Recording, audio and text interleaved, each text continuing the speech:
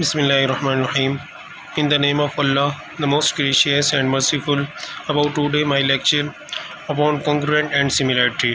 First of all, I define congruent. Geometrical figure of the same shape and size are called congruent figure. ऐसी figure जिसकी shape भी same हो और size भी same हो वो क्या कहलाती है? Congruent figure. आप नीचे देखें, दो ट्राइंगल्स बनी हुई हैं जिसमें एक्स वाई जी गिवन है और पी क्यू आर गिवन है, और एक्स वाई जी और पी क्यू आर को देखें तो बिल्कुल सेम शेप है और सेम साइज़ है, तो इसलिए ये क्या कहलाएंगे? Congruent figure. और जो इधर फर्स्ट साइड है, ये फर्स्ट साइड गिवन है, ये फर्स्ट साइड और इसकी और दूसरी ट्राइंगल की आर पी की फर्स्ट साइड, ये हमारे पास क्या क्या कहलाएंगी? Corresponding side. अब साइड क्या होती है? जो साइड्स मैच कर रही होती हैं एक दूसरे से वो कहलाती है कोरस्पॉन्डिंग साइड, और जो एंगल्स मैच कर रहे होते हैं, देखें जी और आर को देखें वो मैच कर रहे हैं, ये क्या कहलाते हैं? हमारे पास कोरस्पॉन्डिंग एंगल्स। अब हम सिमिलरिटी पे चलते हैं। Two shapes are similar means that all the corresponding angles are equal and all the corresponding sides are in the same ratio.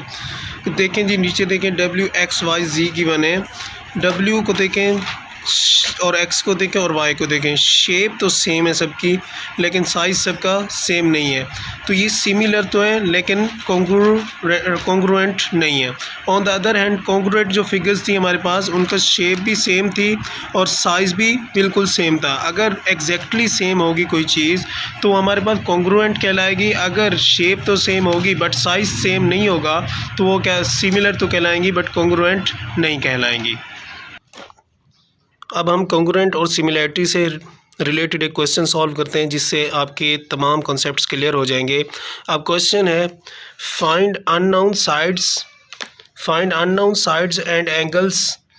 उसने खुद ही मेंशन कर दिया क्वेश्चन में, as given triangles are congruent. वो कह रहे हैं अननोन साइड्स और एंगल्स फाइंड करो, जबकि वो जो गिवन ट्राई एंगल्स है वो कॉन्ग्रुएंट है। अब वो जैसे भी कि ट्राई एंगल दी गई हो उससे हमें कोई फ़र्क नहीं पड़ता, लेकिन जो गिवन ट्राई एंगल है वो कॉन्ग्रुएंट है तो हम उससे रेलिवेंट सॉल्व कर लेंगे। अब देखें जी, ये गिवन ट्राई एंगल्स हैं, कॉन्ग्रुएंट है। सबसे पहले आप ट्राई एंगल को समझ लें। अब पहली जो ट्राई एंगल दी गई है इसका नाम है ट्राई एंगल का ए बी सी, और दूसरी ट्राई एंगल दी गई है उसका नाम है डी ई एफ। अब देखें ये ट्राई एंगल कॉन्ग्रुएंट है, इसकी फिगर्स जो है वो बिल्कुल सेम है और साइज़ भी सेम है और शेप भी क्या है? सेम है। अब मैं थोड़ा सा और एक्सप्लेन कर देता हूँ। ये देखें, ये जो ए और सी की लाइन है ये फर्स्ट लाइन है, क्योंकि ये फर्स्ट, इसके दरमियान एक लाइन छोटी सी ड्रॉ की गई है तो ये फर्स्ट लाइन को शो कर रही है, और ए बी जो है ये सेकेंड लाइन है और ये सेकेंड लाइन को शो कर रही है, और ये थर्ड लाइन है बी सी।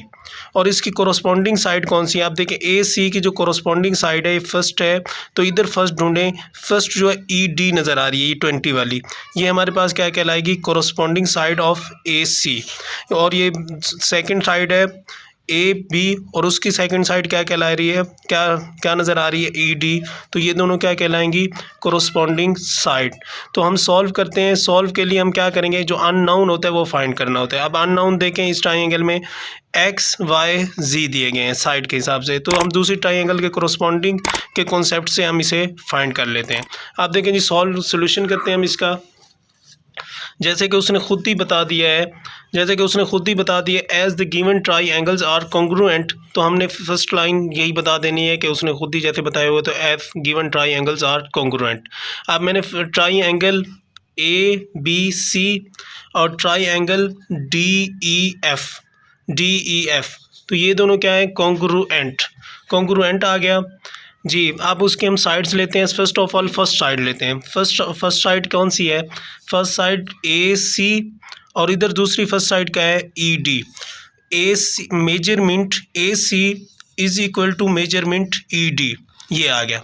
अब देखें, ए सी के ऊपर मैंने साइड ये लाइन ड्रॉ की है, ये साइड को शो कर रही है, लाइन को शो कर रही है, और ये मेजरमेंट ई डी और मेजरमेंट ए सी क्या है? इक्वल है। अब देखें, मेजरमेंट ए सी में जी है जो कि हमने फाइंड करना है, और दूसरी ई डी में क्या है? 20, तो z इज इक्वल टू क्या आ गया? 20 आ गया। ये हमने फर्स्ट थिंग फाइंड कर ली। अब सेकंड लाइन में चलते हैं। सेकंड लाइन यहाँ पर दो लाइनें ड्रॉ की हुई हैं, ये एक्स वाली, उसका नाम है मेजरमेंट ए बी। अब जी सेकंड लाइन है, सेकंड लाइन इस ए बी सी की ट्राइंगल की ए बी है जिसमें एक्स मेंशन है, और उधर से सेकंड लाइन ढूंढते हैं। ये सेकंड लाइन है F D, measurement A B is equal to measurement F D, ये मेंशन किया हुआ है। Measurement A B is equal to measurement F D.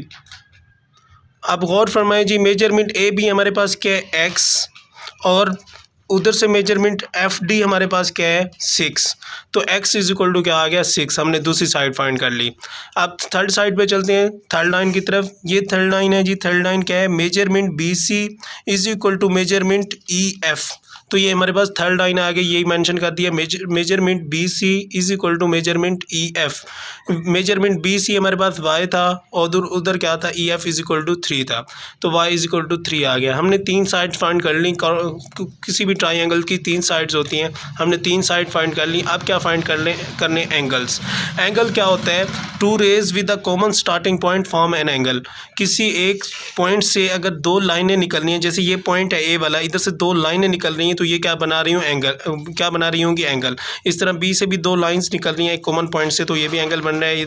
सी से भी 2 लाइन निकल रही है, तो ये एंगल बन रहा है। फर्स्ट ऑफ ऑल हम एंगल ए फाइंड करते हैं। एंगल ए को फाइंड करने का ये तरीका है, अब देखिए एंगल ए उधर कोरोस्पॉन्डिंग किसके है, हम ये चेक करते हैं। अब एंगल ए को गौर करें, एंगल ए फर्स्ट और सेकंड लाइन के दरमियान बन रहा है। अब उधर से ढूंढ रहे हैं फर्स्ट और सेकंड लाइन के दरमियान कौन सा एंगल बन रहा है।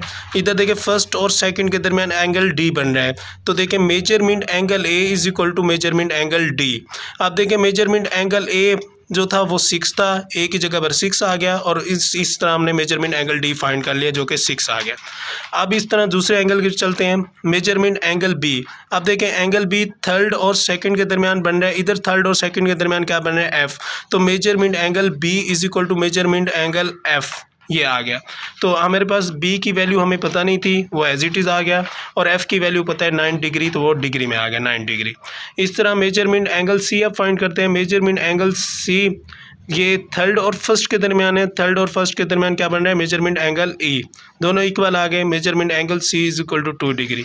कुछ प्री क्वेश्चन याद रखें, ये जो साइड्स होती है इनमें डिग्री नहीं आता, लेकिन जो एंगल्स होते हैं सब में डिग्री आता है। ये 9 में भी डिग्री आएगा, इस तरह ये सब में डिग्री आएगा।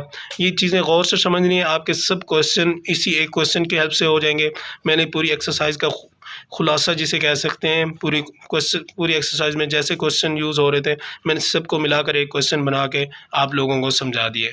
फिर भी अगर आप लोगों को कहीं पर मुश्किल हो तो आप लोग पूछ सकते हैं, कमेंट सेक्शन में आप लोग पूछ सकते हैं। Thanks a lot for listening me and watching me. Thank you.